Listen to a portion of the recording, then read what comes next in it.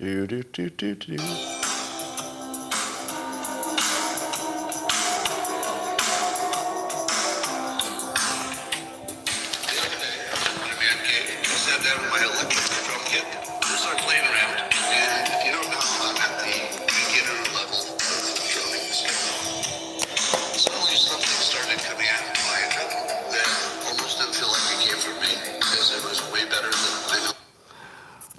Ladies and gentlemen, welcome to the highlight of human civilization. If you'd like your experience to go up to levels that nobody's ever experienced before, in fact, it's beyond the ability of a human to even explain it, well then all you need is a cup or a mug or a glass, a tankard, chalice or stein, a canteen jug or flask, a vessel of any kind. Fill it with your favorite liquid. I like coffee. And join me now for the unparalleled pleasure, the dopamine hit of the day, the thing that makes everything better. It's called the simultaneous sip. It happens now. Go. And order. Remember to get your official Coffee with Scott Adams mug, just like this one, has the simultaneous sip on the back. Available now, again, limited order. Go to the X account of at Zia Erica, Z-I-A, Erica. And you can find out how to get your own. Now, that music I was playing is by Stormcrow, and it features my drumming, which he turned into a magical video. So, when it started, I thought it's above my ability, and I seem to be able to do it. I'm not talking like a little bit above my ability. So here's a weird thing. If you listen to this with headphones on, not everybody, because everybody's different, but you're going to have an actual experience. You'll actually feel something in your body. I don't want to say more than that, but so there is some hypnosis technique built into this, the pacing and the leading specifically. But see how you feel. Stormcrow did this with a variety of skills in his talent stack, including some AI for all the background video, etc. Honestly, I'm trying to figure out how to tell you it's amazing, but since it includes something that I did, it feels a little braggy. It's actually amazing. You really ought to check it out with headphones. Definitely use headphones. All right. There was a suitcase found in Lake Merritt in Oakland, floating on the lake, and then they opened it and they found a dead body inside the suitcase. Lake Merritt is, a few towns over from me in Oakland. You might remember Oakland as being one of the murder centers of the country. You know and I feel like this story is like missing some context. When they say there was a dead body found in a suitcase floating in Lake Merritt, don't you wonder how many bodies are actually at the bottom of that lake? Imagine you're a lake at the epicenter of a murder capital. Theoretically, I can't think of a better place to get rid of a body than the big lake that's right in the middle of your murder capital. Wouldn't you think there are quite a few bodies at the bottom of that lake? I mean, I feel like that lake is closer to a human soup at this point. Yeah, try to get that image out of your mind. Good luck with that. Well, the Wall Street Journal is talking about some science that's showing that they have a pretty good indication that human brains have gotten smaller in the last 3,000 to 5,000 years. Does that surprise you at all? I would say that's the least surprising thing I've ever heard. Just look around. I'm pretty sure brains have gotten smaller in the last 10 years, or at least smoother. I don't know if they're smaller, but they're smoother. Now, of course, this is a big breakthrough in our understanding that brains have gotten smaller. But then the next question is, well, wait a minute. Does that mean we used to be smarter and now we're dumber? I don't know, but I probably could have figured that out 5,000 years ago, but now I'm just confused about the whole thing. I don't know. I don't know. No, because we're humans. We're humans, damn it. Do you think that we would conclude we used to be smarter? Does that sound like something a human would do? No. What we would do is make up excuses for why our smaller brains are actually really better. Yeah, in the article, somebody actually did this. It could be more like microchips. It's not the size of the microchips; it's how densely the circuitry is. So we could have smaller brains, but denser circuitry and really much better brains. So, but any advantage we got from that has probably been wiped out by smartphones by now, and the general stupefaction of all our news and education. But 5,000 years ago, we were kind of awesome and smart and taller, it turns out. Can you believe that? We were taller in the past? Doesn't that scare you a little bit? Yeah. Do you think our food sources are compromised? Clearly. Clearly, our food sources are compromised. Because I'm telling you, whatever it is that you eat that makes you taller is better than whatever you're eating that's making you smaller. I'm no dietitian scientist, but I can tell you for sure that I don't think there's more clear indication that our food supply is completely compromised. Here's another one to make you crazy. Do you remember, if you're a certain age, somewhere in around the 60s, you'd be listening to, let's say, a new rock song, and there'd be a male singer, and he would sound, he might be 19 years old, because the bands were really young back then. He'd be about 19, but he had a gravelly voice of a 50-year-old trucker.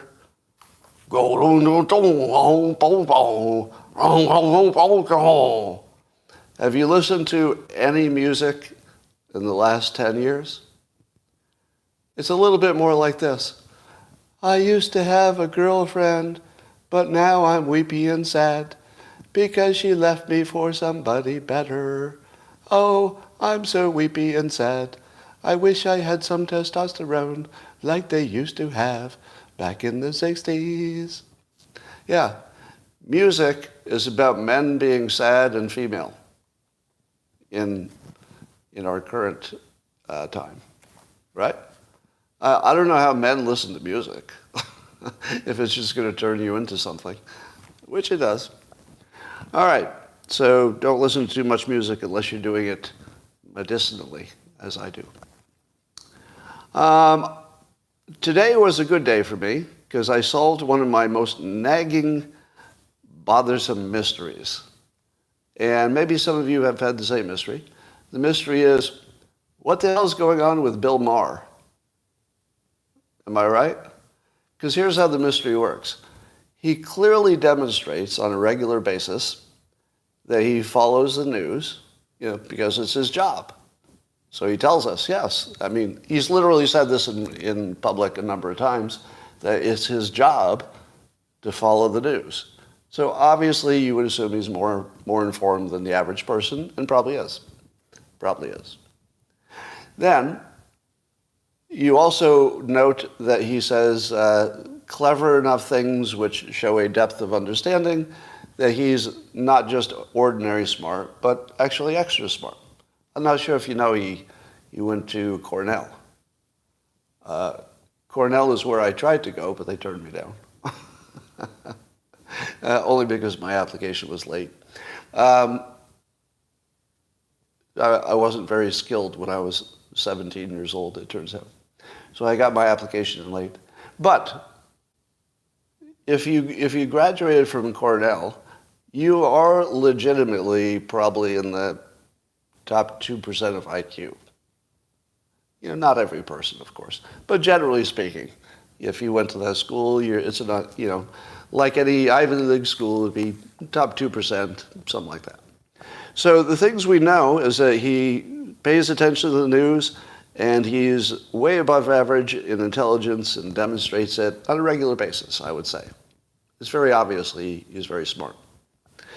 Now, how does that explain his TDS? Is it literally like a brain problem that seems to be limited to that one area? That part didn't make sense to me. Like, why would his brain work so well, but just doesn't work in that little area? Sort of like a big mystery. Here was my working assumption. My working assumption was that he knew exactly what he was doing and just personally didn't like Trump. Now, I don't think that's true at the moment. I've revised my theory. But that's the best I could come up with. The best I could come up with is that he just didn't like Trump, and then that just informed everything else. But we also notice that he seems uniquely willing to offend his core audience. So we would say it's not just to make his audience happy, which is what you'd expect from most people. But he clearly shows you that he can go against his audience and does on a regular basis and just yells at them for being idiots sometimes. So it's not just being a team player, and it's not because he's not smart, and it's not because he doesn't watch the news. So what is it?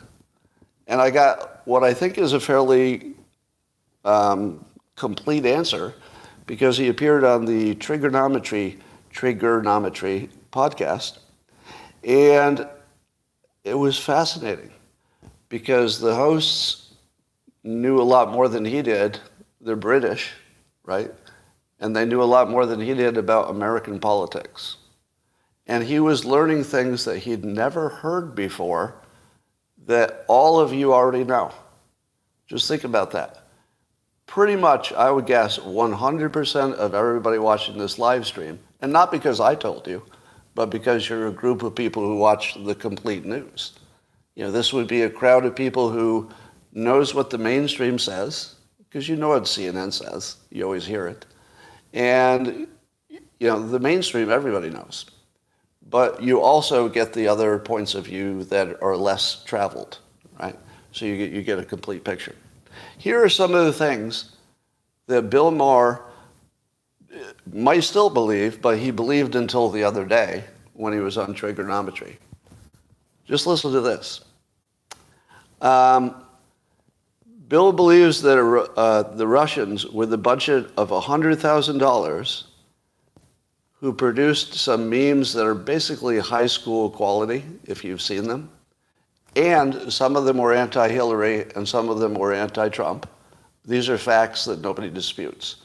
$100,000 budget, everybody would agree that that is minuscule by any standards. The memes, if you've looked at them, 100% of people who've looked at them would say, that wouldn't influence anybody. That's literally nothing. Everybody would say that. That's not an opinion. Nobody would have a different opinion if they looked at the actual memes. They'd say that couldn't make any difference. Now, he believes that that influenced the election. $100,000 buy of some memes that I was watching election stuff every single day and never saw one of them. I'll bet most of you didn't see any of those. So he believed that that actually was a variable that you could have moved the needle. I don't think any of you believe that, do you? Do any of you believe that $100,000 of memes in a billion-dollar election, when the memes were just the same thing that you and... Do you think that those Russian memes got more attention than any one of my tweets? I'll bet every one of my tweets got more attention than every one of those memes. So was I influencing the election? If Russia was influencing it, I was definitely influencing it. But that would mean that everybody with, a Twitter account at the time, who had a big Twitter account, was influencing the elections. Well, I suppose that would be fair because they would be Americans. But no, $100,000 of bad memes doesn't buy you anything, not even a single vote. And let me say that clearly, not a single vote. I'm going to say that with confidence. Not one vote could have even theoretically been changed by those memes. They weren't the kind of memes that would change anybody's vote. Secondly, Bill believes that when Paul Manafort, who was on the Trump team, that when he shared some stale internal polling information, I think that's what it was, that was influencing the election. or that it was collusion. It was one guy scamming a billionaire. Paul Manafort was scamming a billionaire by promising things he wasn't delivering. The one thing he delivered was some internal polling data that couldn't have possibly been useful to anybody. Do you think Paul Manafort was trying to give them things that they could operationally make a difference? I don't see how. How would some internal polling really make any difference? Did they target their $100,000 worth of memes because they had a little better polling? We better send these memes that have no value whatsoever to the, let's say, the single mothers in the suburbs. What exactly would the polling information tell the Russian billionaire? Basically nothing, right? But Bill believed that that was a significant thing. But this is the real head shaker. So Bill Maher was not aware, I think it was, that, and he learned on the podcast, he was not aware that Hillary Clinton had repeatedly claimed the 2016 election was rigged, and so did most of the leaders of the Democrat Party. And not just once. They said it over and over and over again in public. Bill was not aware of that. And he actually questioned whether that was true. And of course, the podcast in post-production inserted the actual videos to show you it was true. Now, how could you not be aware of those things? Do you know how? It finally brought together something else that Bill Maher had said in public. He said that he limits his news sources to a few, like, strong ones. So I think he follows the New York Times, for example, and maybe some other big mainstream news outlets. Now, do you think that gets him a good, well-rounded sense of what's going on? No. So it turns out that he accidentally walled himself off from any possibility of seeing both sides. And so he has what I call the documentary effect. I've explained the documentary effect. If you watch a documentary that's meant to present one point of view, it will be really, really convincing, I guarantee, even if the point of view is completely fake. If you watch it, you're going to be totally convinced. Because if you commit to something that's, say, like an hour long, and every part of the hour is evidence toward their one thing they're trying to brainwash you into believing, you'll believe it. By the end of the time, if you've only seen one side, you're totally going to believe it. And there won't be anything wrong with your brain. This is important. It doesn't matter how smart you are. Now, if you don't believe that's true, the documentary effect, that it can convince you of anything, basically, watch, and I've said this a number of times, but watch the two competing documentaries about Michael Jackson. One says he was a horrible child abuser, and if you watch that, you will be convinced beyond any doubt that the accusations are true. Then watch the opposite one, the one that says it was all made up and he's being framed. And you say to yourself, there's no way they're going to make that case. And then they do. Not only do they make the case that he was framed and all of it was innocent, it's really strong. Is it true? I don't know. That's my point. I've watched two things which individually, if you only watched one of them, would be absolutely persuasive, whether it was true or not. I had no way to know. So if you haven't done this experiment on yourself, and watch them one day and then the next day, it will amaze you. And I would say, do it in this order, because this is more fair. I think it's more fair to Michael Jackson if you do it in the order of, see the one that accuses him first, because that's how a trial is done. The accusations come first. But the final closing argument gets to be from the defense. So let Michael Jackson's closing argument be the documentary that says he was framed. Doesn't mean it's true. I'm just saying that in our system, you let the defense go last. So, and again, I'm not going to try to convince you anything is true or not true about Michael Jackson. The point is that Bill Maher lived in sort of the documentary problem. Since he never saw the other documentary, he lived in a completely persuasive bubble that any normal person with a good brain would have come to believe exactly what he came to believe. You could put any one of us in that bubble, deny us all the knowledge and information in the rest of the world, and you would have come to the same opinion. Yeah, somebody was mentioning Oliver Stone. Exactly a good point.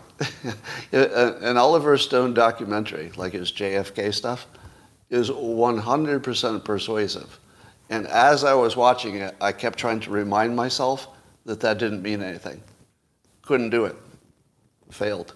Even with the little recording in my brain, don't believe it, Scott. You're only seeing, one presentation. Even though I have no reason to doubt Oliver Stone per se, it's a point of view.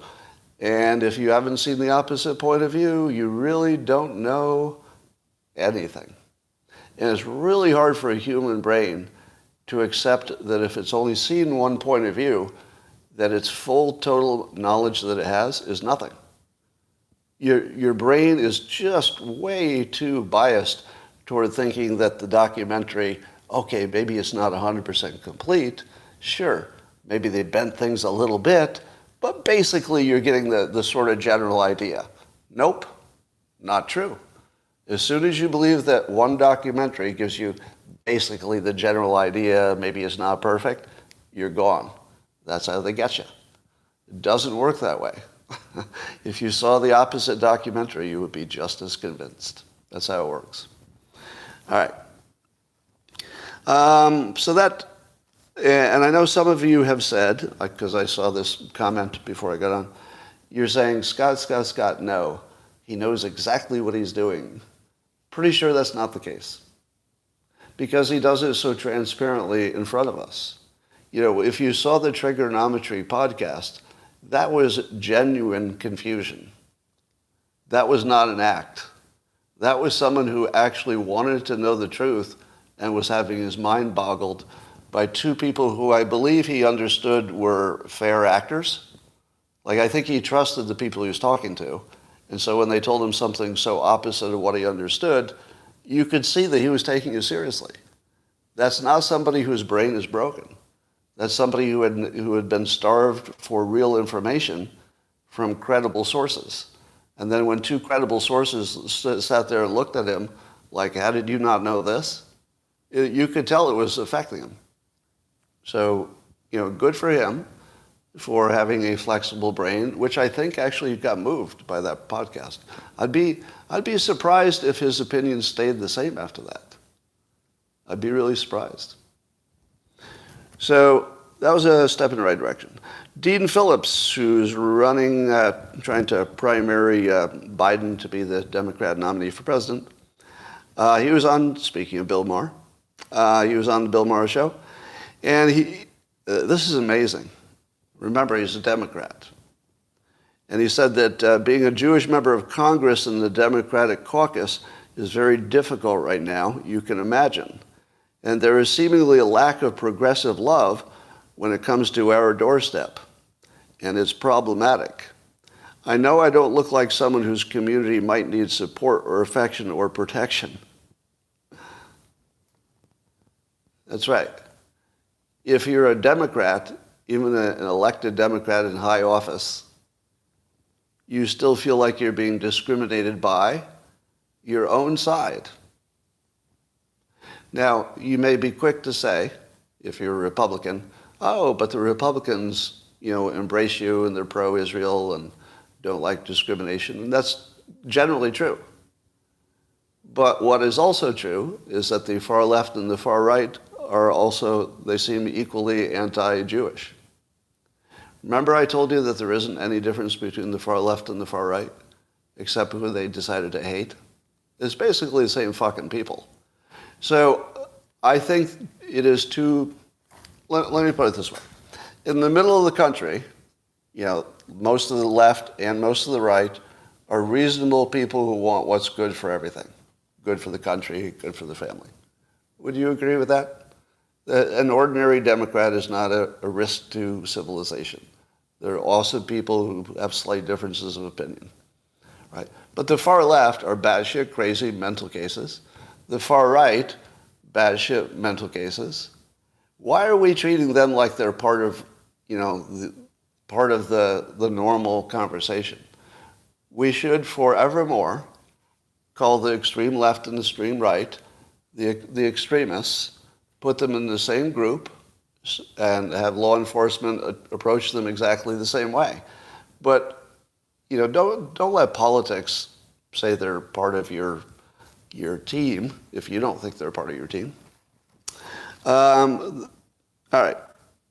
So that's the fact that a member of Congress is having an experience of discrimination within Congress from his own side. Do you believe that there's even one Republican member of Congress? Because remember, the people in Congress are not the crazy extremists. Do you think there's even one Republican member of Congress with whom Dean Phillips feels uncomfortable for being Jewish? Do you think there's even one? I'll bet not. I'll bet 100% of the Republicans make Dean Phillips feel perfectly comfortable because he knows that they're not having discriminatory feelings about him. I'll bet you. And I'll bet you that something like a quarter of his own team makes him uncomfortable. How do you put up with that? How in the world do you stay on that team? It's just sort of a baffling mystery. All right, I've got a reframe for you. There are two political philosophies in this country. Of course, there's more than two, but two big ones. I would say the Republican philosophy is that your actions define you. Would you say that's true? Your actions define you.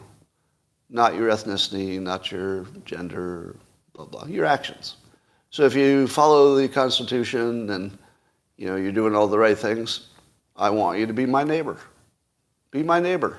You're awesome. You do good things. But the Democrat philosophy is you're born either a victim or an oppressor, and there's nothing you can do to change that.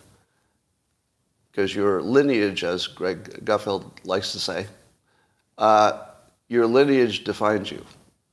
Now, let me say them again. Republican philosophy is that it's your actions, what you do defines you. Democrats, you're either born a victim or an oppressor, and there's not much you can do about it. Which of those two philosophies guarantees a future genocide? Which one guarantees it? Yeah, the Democrat philosophy actually guarantees genocide. It just doesn't, you just don't know when the timer starts, right? There isn't any other way that goes. It can only go that way. It might not happen this year, right? But it's a guarantee if that philosophy stays, as dominant as it is at the moment, it can only go to genocide. That's the natural landing place. And remember I tell you that design is destiny? We've designed a system that guarantees some genocide. What would you say about the Israeli Gaza-Palestinian situation? I'll tell you my opinion. That is a system designed that guaranteed genocide. The design. If you design a system that guarantees genocide and then you get a bunch of genocide, you don't have to like it. You got to do what you can do to correct that. But you can't say you didn't see it coming. So, of course, in this situation, we've got the battling genocide narratives, right? So the pro-Palestinian people are saying it's a genocide against Gaza. Are they right? Well, that would be a definition. That would be arguing a definition. We all know what's happening. So what's happening is not a mystery. So there's no difference of opinion of what's happening. If you label it with that word, well, then, that's more of a definition thing and might have some consequences. But do you think that the Israelis think that October 7th was a genocide? Clearly it was. But that's also a definition. The other side says it's, well-earned retribution or something. I don't know. whatever it is they say. So Israel has a situation in which their current design guaranteed some form of genocide. It either guaranteed that it would happen to them or that they would be the ones doing it. Wasn't any way around it. Now, if they don't fix that system as a result of the latest ugliness, if they don't fix that system, then they've just reinstituted a system that guarantees genocide. Guarantees it. So when Israel talks about Gaza no longer ever being controlled by Hamas or maybe even the Palestinians, that's at least a system change. I don't know if it's a good one, but at least it recognizes that if you just rebuilt the system you had, you're going to get another genocide. No way around, well, maybe two, depending on how you define things. All right, so the reason I mention these two philosophies is it might be an interesting way to frame it for Democrats who are not aware that they're on the pro-genocide part of history.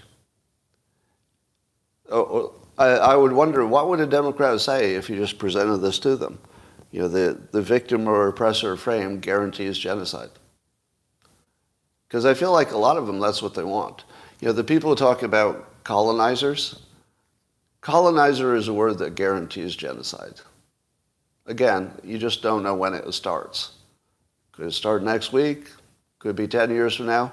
But if colonizer becomes part of the vocabulary, part of the way we think of each other, guaranteed genocide.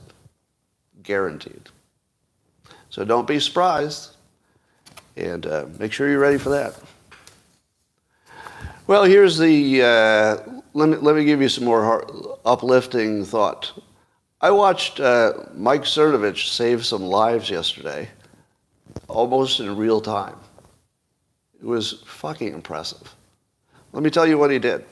So Cernovich, who's got over 1 million followers, so he's got a big footprint, mentioned that somebody he knew had committed suicide recently probably because of a bankruptcy problem. And that he'd heard whispers, I think, of other people who were similarly distraught over potential and actual bankruptcies. And so what he did was explain in a lengthy post that you're looking at bankruptcy wrong. Bankruptcy is a tool for the benefit of the bankrupt person. It's not like a mark of shame. They don't paint a big B on your chest. You don't have to live in shame. You're just a person who's in a situation, which many have been in, and many billionaires, many successful people, and that bankruptcy is simply a legal option that makes it easier for somebody to emerge from debt, and that it's just a tool. The reason it exists as a law is because it's such a common situation, and it doesn't mean you screwed everything up. It might mean that luck didn't go your way.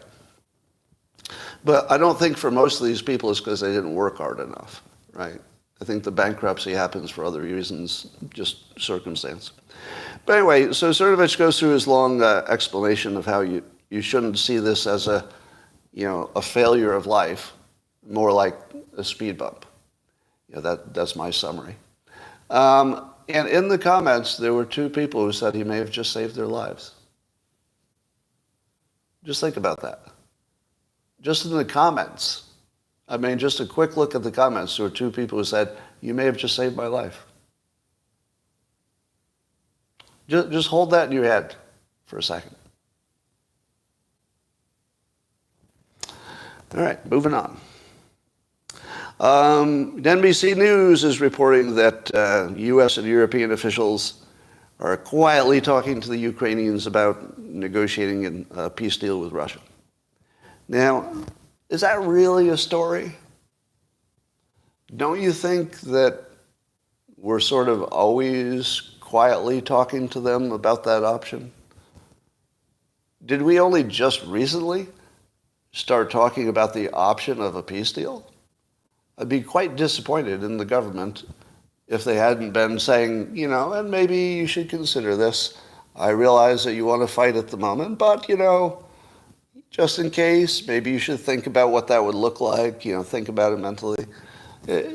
I don't know what talking to them quietly means, but if that hasn't always been on the table, I'd be kind of worried. How much of this do you think is because Ukraine doesn't seem to be making any progress?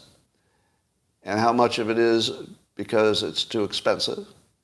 And how much of it is because the new thing is Israel?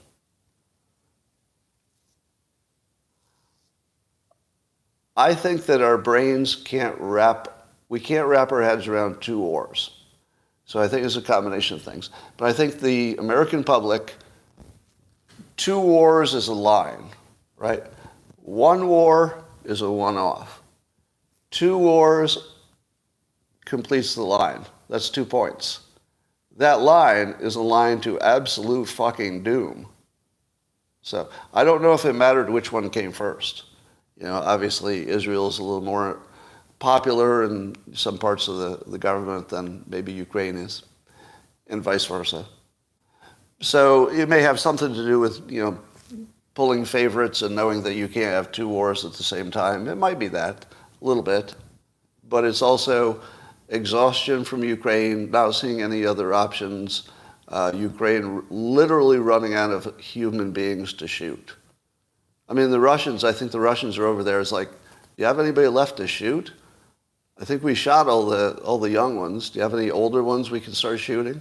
That's basically what Ukraine gets to decide. All right, let's make some more decisions. Which ones do we want the Russians to shoot? Because that seems to be the only variable. The variable seems to be that Ukraine is literally running out of human beings to shoot. They don't seem to be running out of ammo and weapons as quickly. But they might be out of that too if we don't give them the funding they need. So now CNN has also turned against Ukraine, Time Magazine has, and NBC News, which some say is the voice of our CIA. Some say. I don't personally know that. But some say if NBC is reporting it this way, that means that somebody in the deep state wants you to think this way. So it would seem to me that the people who are running everything have made a decision and that they're going to force Ukraine to negotiate. And here's the other factor that's really big. You ready for this? The worst thing for Democrats would be for Trump to end the Ukraine war in one day, like he said he could. They cannot let the end of the Ukraine war slop into a potential Republican presidency. Because then Trump's going to get the credit for ending it, like Afghanistan, and then Biden will get the blame, even though, Biden did the last part of Afghanistan, but he did it wrong. So politically, it's a frickin' nuclear bomb. If you give Trump that one win, which is almost guaranteed, honestly, if you put Trump in the job today, I think he'd be done in a week, and that's not a joke. Honest to God, it's my actual solid opinion that Trump could end the Ukraine situation in 1 week, exactly like he says, and exactly the way you think. He would just threaten both sides. And both sides would say, I'm not sure he means that, but I don't know. And then they would make peace. Because both sides want to make peace. It's obvious where it's going to end up. Russia's going to still end up owning a bunch of stuff that used to be Ukraine. It's guaranteed at this point. I'm not saying that's what I want. I'm just saying it's guaranteed. And I'm not even sure that's a bad outcome. Can you tell me that Russia owning those territories is bad for me? In what way? Is it bad for the residents that the war could be over and that they would be owned by the corrupt Russian government instead of the corrupt Ukrainian government? The most massively corrupt government that that I'm aware of. Do you think that the groups that have now been controlled by Russia and have a lot of Russia sympathizing people in it, you think they want to be owned by the most corrupt regime that just put most of the young people in their country into a meat grinder for no good reason? Like, you think they want that? I don't know. Maybe they do. But I know it's none of my business anymore. I know that I just don't have an interest. I think that they need to settle things up. Now, I know the people who say, oh, if you let Russia do that, they'll go do something else. Will they? Will they? Do you think Russia had a good experience? Even if they win, and winning would be just the parts that they already hold. Even if they win, are they going to want to do that again? What kind of winning does that look like? Because I think it's going to be a Pyrrhic victory, as the people who want to impress you like to say. How many of you don't know what a Pyrrhic victory is? Just the ones who don't know what it means. I want to just test the vocabulary here. How many don't know what a Pyrrhic victory is? I'll give you a little education. It's one of those things that the smart pundits like to say. There's a history to it. The Pyrrhic part has some history to it. But the idea is that you win the war, but in doing so, your army is so destroyed that you can't hold the territory. And so you eventually just get easily conquered because you weakened yourself in the process of winning to the point where you're guaranteed your own demise. So winning wasn't winning. It's a Pyrrhic victory because you get the temporary good feeling, but basically you're dead. So to me, they lost their pipeline. They lost their control over Europe. They probably a lot of their energy business. Their sanctions are higher than ever. I don't think they want to do it again. So I feel like nobody would want to do that again. All right. So Representative Rashida Tlaib is not too happy with Joe Biden. And as Greg Price said in an ex-post, on the inclusion of the from the river to the sea part, really? Is Tlaib actually saying from the river to the sea? Has she said that out loud? Actually out loud. Okay. I'm seeing lots of confirmation. It's one of those things where I was pretty sure that she had said it, but my brain couldn't hold it in my brain. Like, how is that even possible? How could she still be sitting in Congress and having said that out loud in public? And she still has her job. Like, my brain can't hold that. What's going on? Explain that to me. There's nothing that can explain that. That is a mystery. So she says, so basically it's pick your genocide. So she thinks Biden's involved in a genocide.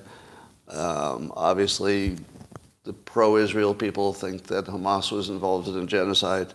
But whatever side you're not on seems to be doing all the genociding.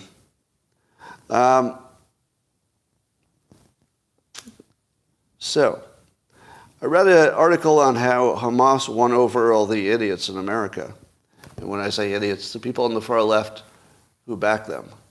And apparently, they made there's information to confirm that the Hamas planners, behind closed doors, or some recordings of them, I guess, in which they literally said they were going to try to tie their movement to the idiots in the United States movements to make it seem like they were just part of the anti-white movement. Now, that was pretty smart.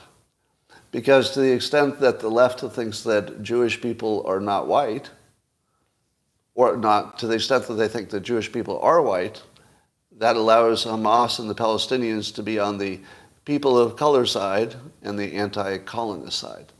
So Hamas convinced the American left that they were just part of the larger problem of colonizers abusing the locals, and especially those white colonizers, the worst kind. So that was the trick. That was the trick. And it worked. So Hamas is quite good in the persuasion game, it's obvious. The Hezbollah leader, spoke, I guess by video, because it's too dangerous to go in public if you're the Hezbollah leader, in Lebanon. And some people were surprised that he was not more overtly warlike. It didn't sound like he was encouraging Hezbollah to, wade into the fight in a big way. So I suppose that's good news, but he could also be lying. He could also be telling you he's not while he's actually planning to do exactly the opposite. Could be. Speaking of which, Hezbollah attacked Israel. Surprise. And the IDF has already hit back. So I saw this in a Kyle Becker post, that the IDF warplanes are attacking Hezbollah targets now because Hezbollah carried out some kind of an attack. But that's also sort of baseline over there. Here's an attack, here's a response. I think that's sort of business as usual. It doesn't necessarily say that Hezbollah is wading in a big way yet. All right. Somehow I didn't even notice this. I guess the House passed the funding bill for Israel, but Biden's going to veto it. Do I have that right? So the House did pass a standalone Israel funding bill, and Biden's going to veto it because it doesn't give him money for Ukraine, right? Do I have that right? I think I have that right? To which I would like to take this moment to give Matt Gaetz a little bit of an ovation. Matt Gaetz? Good job. This is what I wanted. I wanted our government to have to chew on a bill, and like it or not, if they can't get enough people to like it, it's dead. Good. Absolutely what I want. Now, I don't want the government to be forever constipated and not be able to do anything. Obviously, that's bad. But they can't just keep doing the things that fuck us right in front of us.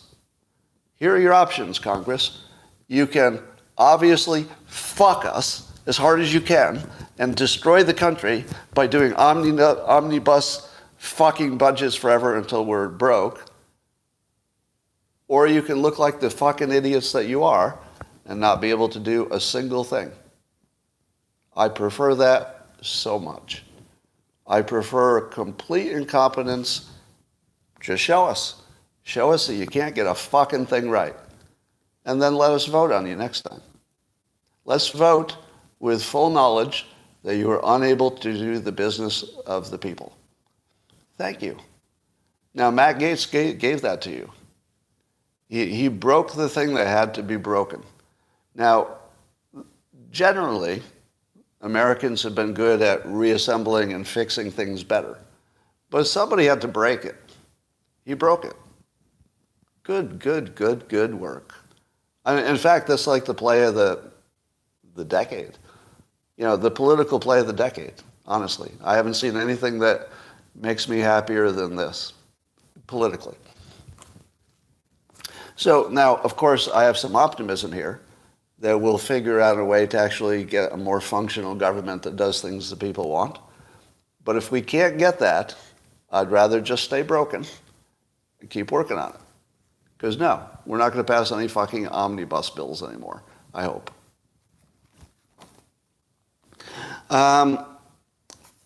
So that's happening.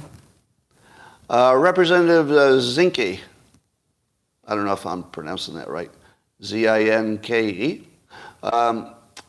He's a Republican, and he wants Congress to shut down all Palestinian immigration. To which I say, what? We have Palestinian immigration?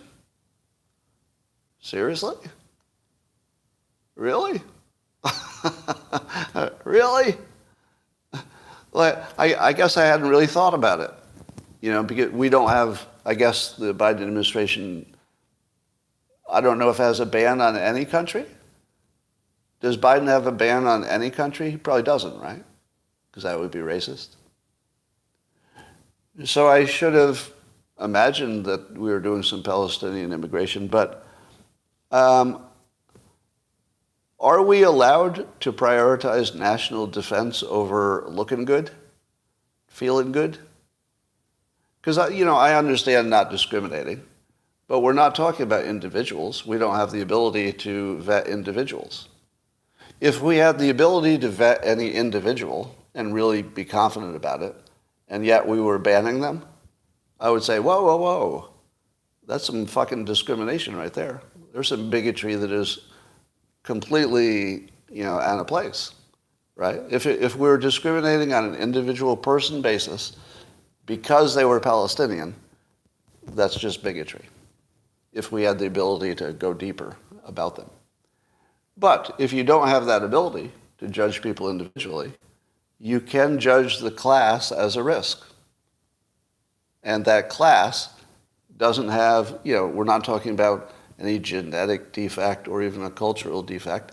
You're talking about some group of people who are programmed with a certain mindset, and you don't know which ones are dangerous.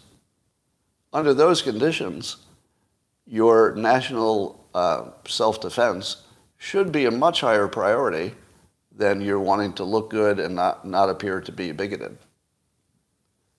So here again, I say to you as clearly as I can, discrimination against individuals for employment or personal life or romance or, all the basic stuff of society, totally inappropriate. I would discourage it in every way. So if you're looking to hire somebody or marry somebody, look at them as an individual. Everything else would be counterproductive for everybody. Not good for you, not good for society, not good for the person you discriminate against. But if you don't know everything about the individual, or at least enough, and you're looking at a class of people, and you're talking about your national defense, and there's a very clear reason why there's a specific risk that their minds have been shaped in a way that is incompatible. In that case, absolute total discrimination without any shame. No embarrassment, no shame, no excuses. Complete total discrimination against that class is in the interest of the self-defense of the United States, and it is bad for many people in the group. Not our fucking problem. It is not the job of the United States to solve everybody's problem everywhere. It's not a thing. It's not possible. So whether or not it's their fault is not part of the conversation. Whether or not it would greatly help people who are in a terrible situation, not our problem. Because most of the world is in a terrible situation. I mean, we could spend our entire budget helping the people of Africa if being nice was what we wanted to do.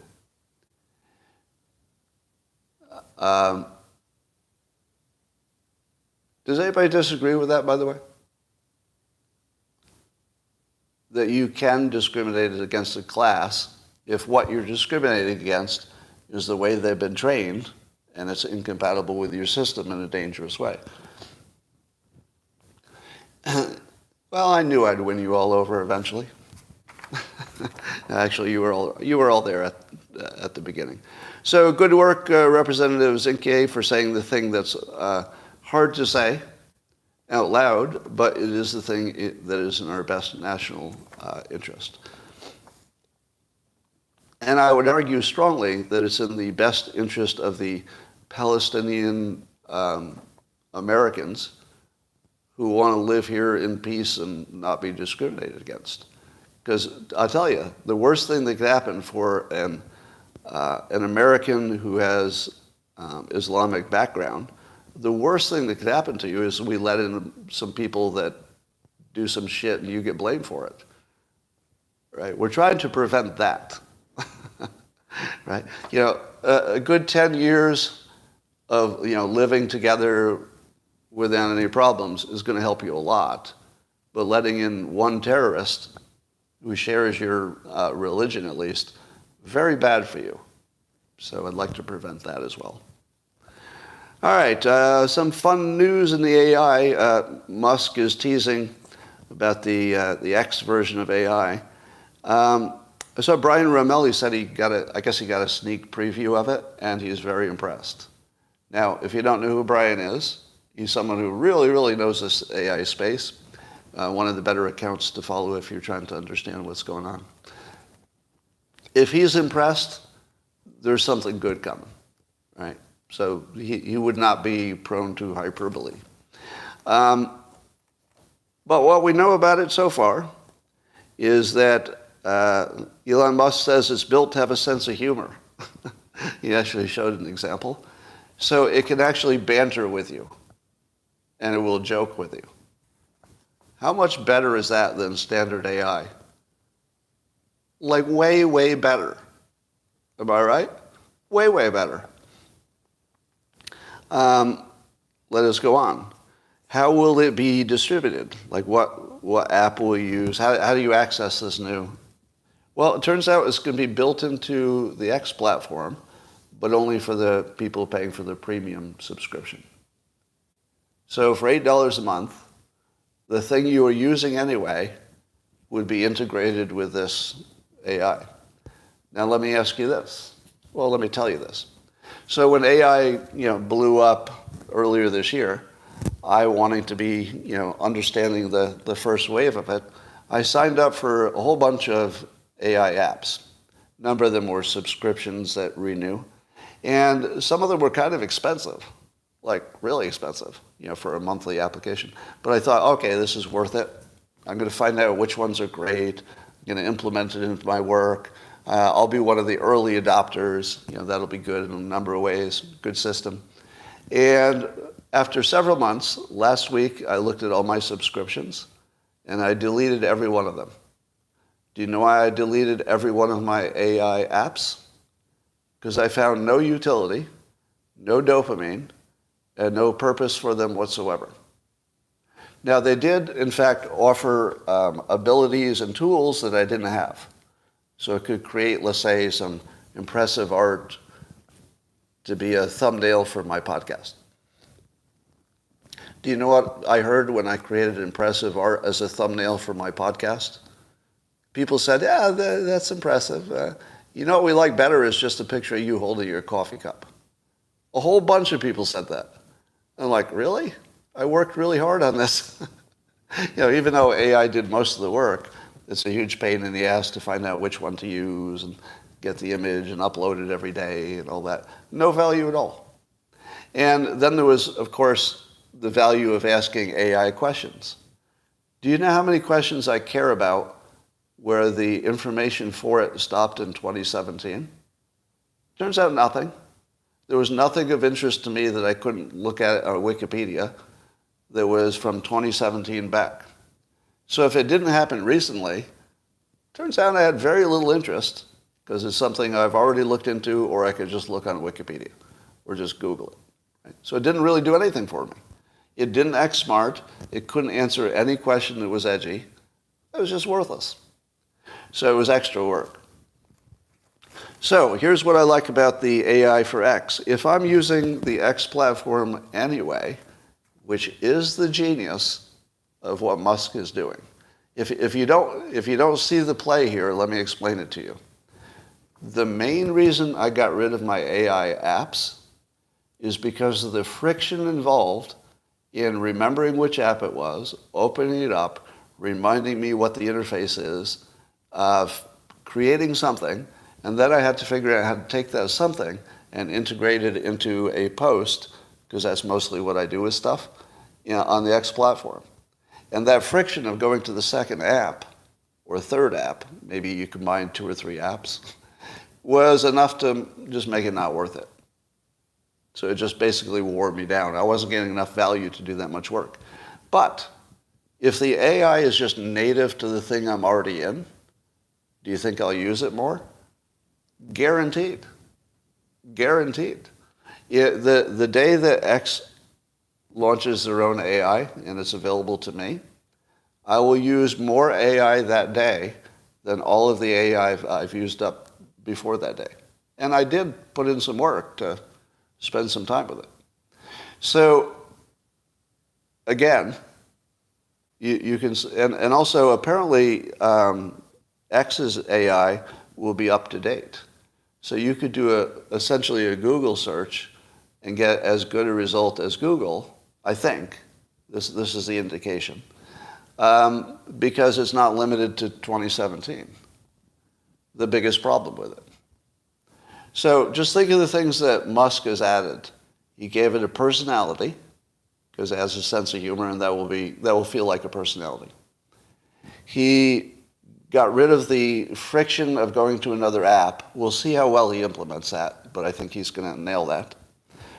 So he's got personality, got rid of friction, got rid of cost, because it comes free with a premium subscription that you would want for other reasons. So for a lot of people, it's free. And it will be free for the people who tend to be power users of things in general, and so that makes sense. And then it has, it's up to date. So and it's probably not woke. It's probably not overly woke. Don't know that yet, but probably. So think about all those improvements to the product. Personality, no friction of the other app. For premium users, no expense.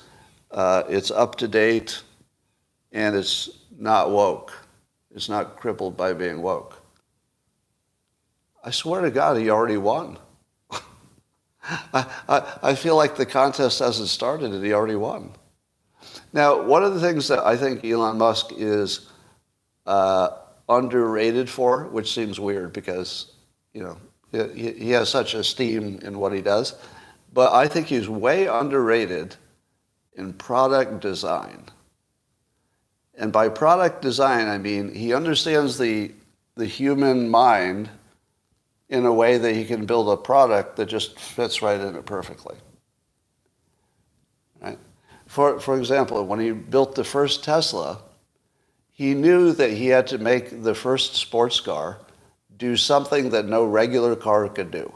In other words, it was just like fast as fuck because it was electric. So he could do things that a motorized engine couldn't do. So he gave rich people, the kind of people who would collect cars that are too expensive, because it was too expensive, he gave them the best reason to buy it. This car may have many things that your regular car doesn't. But one thing it has, it'll be faster. And then people bought it. And then he created a market, because he'd do the psychology of a certain kind of buyer. And then he could chase that into broadening his products and proving the market, and now it's Tesla. Right?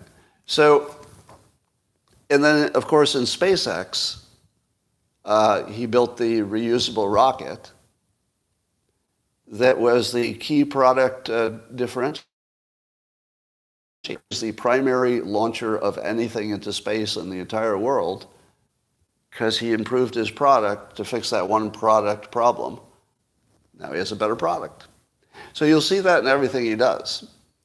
That, even the, ridiculous mode on the Tesla, what's that called? Insanity mode, or what's the name of that? Ridiculous mode? Ludicrous. The ludicrous mode. What is the point of ludicrous mode? The point of it is you can't feel it anywhere else. People will pay for a feeling they can't feel anywhere else. So he gives them ludicrous mode. How useful is ludicrous mode? Not at all. It's not really useful.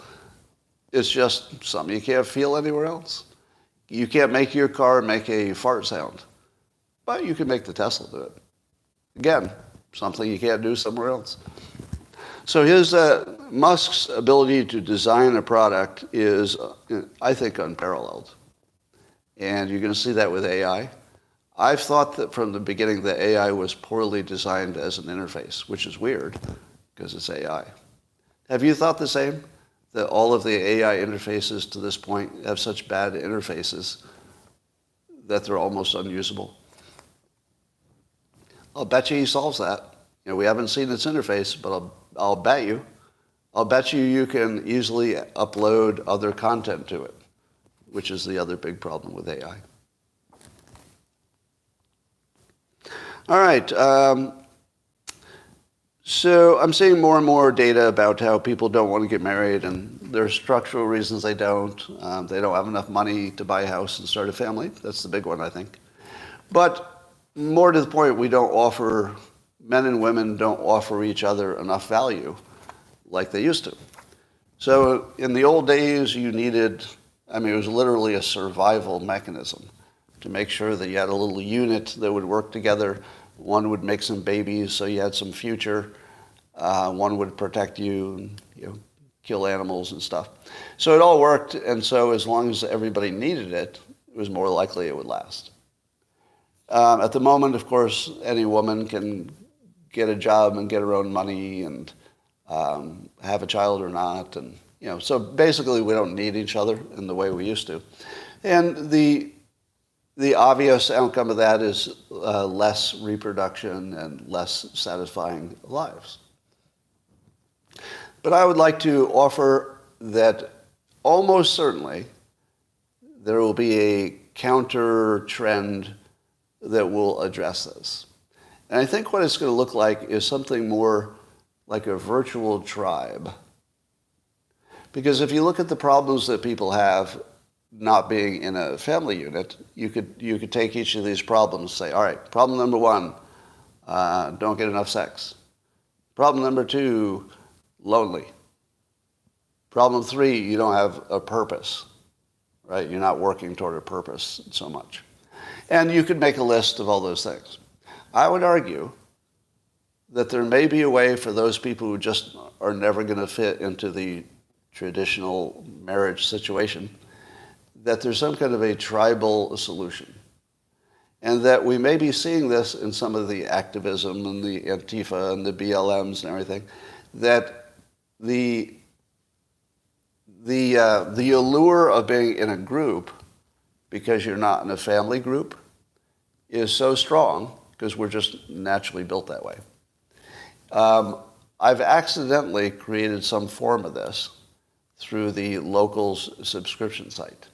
So the people on the Locals platform who follow me at scottadams.locals.com, and this is also part of what I've told you before, that the customer doesn't, I'm sorry, you don't tell your customer what your product is. You try, but in the end, the customer tells you what your product is. Because if you thought you were selling a can opener, but all your customers bought it to use as a hammer, you're selling hammers. There's nothing you can do about it. You could tell them it's a can opener all day long, but if the only thing they use it for is to pound nails, you made a hammer. So my Locals people, I thought was going to be mostly me, giving them my content. And it largely is that on the surface. But what it turned into is a whole bunch of people who didn't, many of them, especially older ones, who don't have a family to go home to at night. They listen to my usually nightly man cave live streams, and it's turned into a whole different thing that was not part of the plan. And what it turned into is some kind of a self-supporting tribal digital tribe in which the members have, let's say, self-selected and self-organized to help each other in a number of ways. So sometimes it's just, some congratulations. So one of the weird little things that happens is somebody will be on the live stream at night and they'll say something like, I got that big promotion. And then we all genuinely say, congratulations, great job. And then a whole bunch of people say, great job. And then we all feel good because we made a member of the tribe feel good about an accomplishment. Now that's just one little thing that a family could give you. Like a family could make you feel like you'd done something useful, that you'd succeeded if you had a win. So we do that for each other. There are a number of other situations where people have jumped in and actually got involved personally to solve some problem.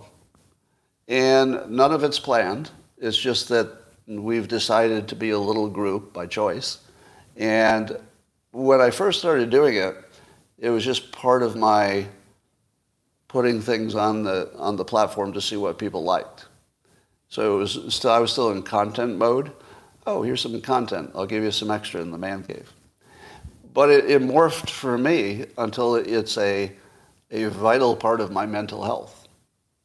So when I do this in the morning, I think of this as more of content because it's one-directional. But when I do the man cave, I'm doing that as much for myself. I'm having an experience, a social experience, which does not fill all of my needs that a marriage would fill, but it fills a whole bunch of important ones that I wouldn't have anticipated, specifically the loneliness. Right? So here's what I'm going to predict. I think that because we're digitally connected, that we will start to form tribal entities that are some people in person and some people at a distance. Now, my actual physical life is starting to self-organize in a similar way, which is there are a variety of people in my life, and they have contributions, and I have contributions to them. And when you sum it all together, it creates something like a satisfying life for Scott. But, it's easier for me because, I have a public position, so it's easier for me to self-organize in that way.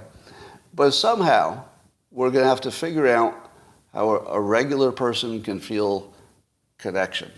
And I'm going to finish it with this thought to put a little brain on top of the thought. I saw this quote the other day, and I took a screenshot so I definitely wouldn't forget.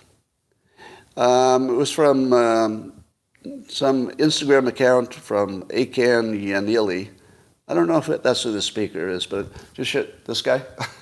So he's on the stage. I think it's a TED Talk. And he said that the opposite of addiction, so he's talking about alcohol and drugs, the opposite of addiction is not sobriety. It's human connection. That's actually the secret for why the Alcoholics Anonymous works. They replace your addiction, not with sobriety, but with a social network that's going to be there every night no matter what. And they definitely understand you. That's why it works. For the longest time, I've been trying to figure out why does this AA stuff work? And why is it the only thing that, sometimes people say it's the only thing that works. And the answer is they figured out this one thing, that the opposite of addiction is human connection. So they give you human connection. So, the fact that he's talking about the addiction domain doesn't make that less important for the rest of you. And I'll tell you that, do you ever think to yourself what you would remember if you died? Like if you knew you were dying in 10 minutes and they say your life goes in front of your mind? So I do that exercise a lot.